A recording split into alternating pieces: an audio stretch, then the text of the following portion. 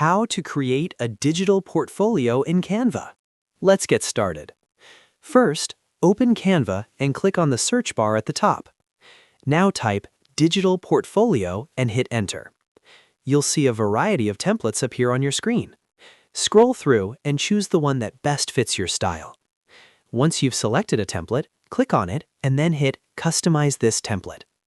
Now you can start editing your portfolio.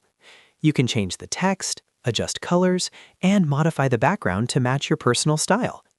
Go ahead and add your own details, like your name, your photo, your projects, and any other information you want to showcase.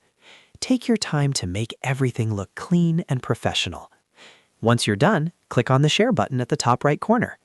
Then click on Download and choose your preferred file format. And that's it. Your digital portfolio is ready.